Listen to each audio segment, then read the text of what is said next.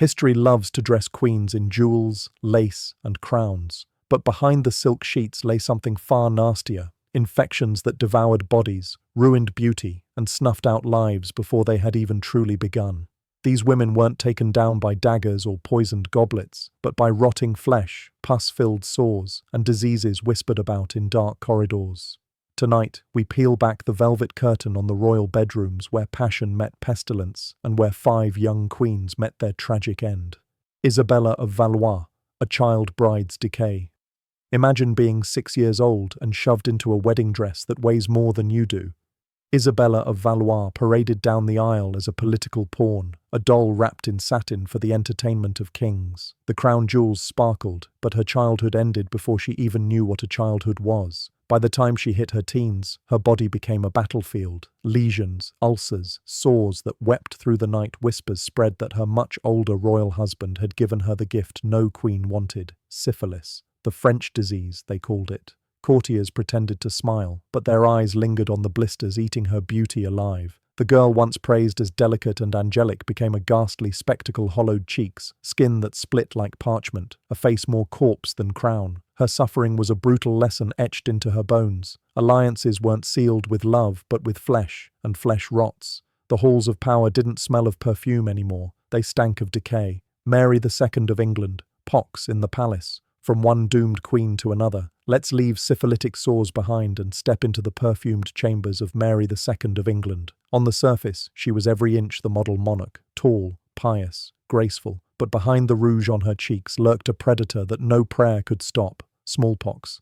It began innocently enough: a fever, a cough. But soon, her royal skin erupted like molten wax, oozing blisters bursting open until her face looked more battlefield than beauty.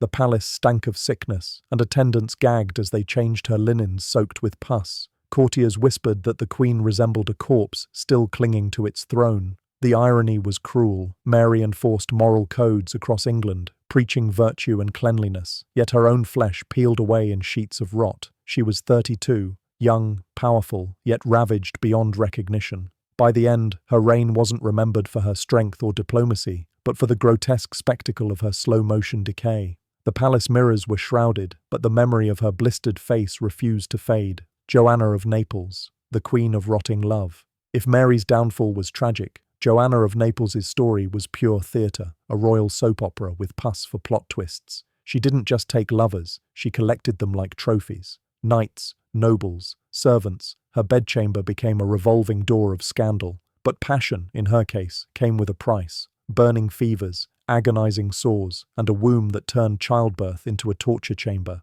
Syphilis and gonorrhea were her uninvited companions, turning the queen's most private moments into grotesque spectacles.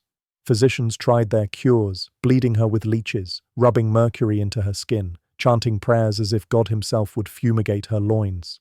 None of it worked.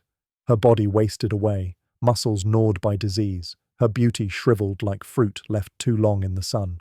The once radiant monarch was now a husk, sweating, twitching, stinking in her silk sheets. By her early 30s, her bedchamber was less boudoir and more morgue in waiting. Courtiers no longer envied her lovers, they pitied them. In the end, the Queen of Naples didn't die of heartbreak or betrayal. She died of rot, the kind that no crown could disguise. Catherine of Aragon, the royal curse, below the belt. Now we arrive at Catherine of Aragon, the queen who spent her life trapped between a diseased husband and a cursed womb.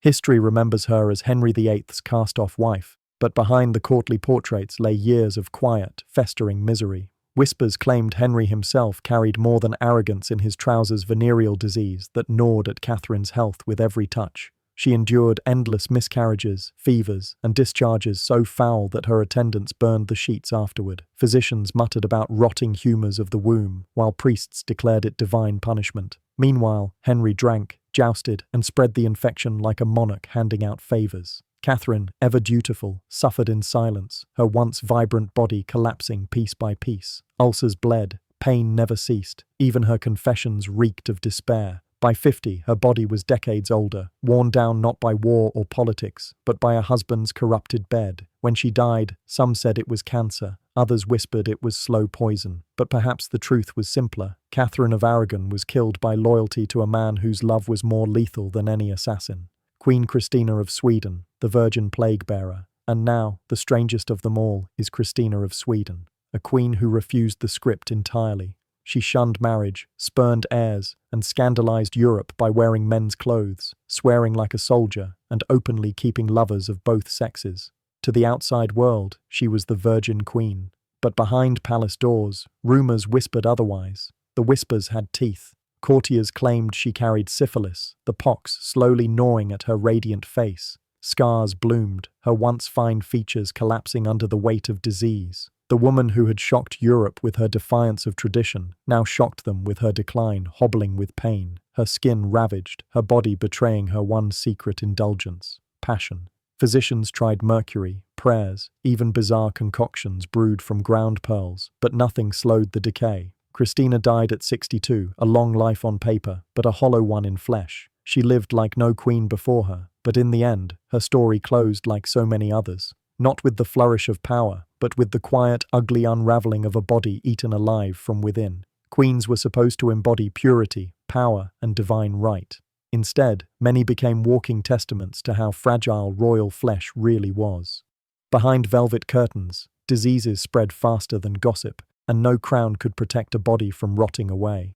These queens weren't toppled by armies or assassins, but by invisible killers carried in kisses, caresses, and bedsheets. Next time you picture royal romance, remember, beneath the jewels and gowns, history's queens often died young, itching, blistered, and forgotten.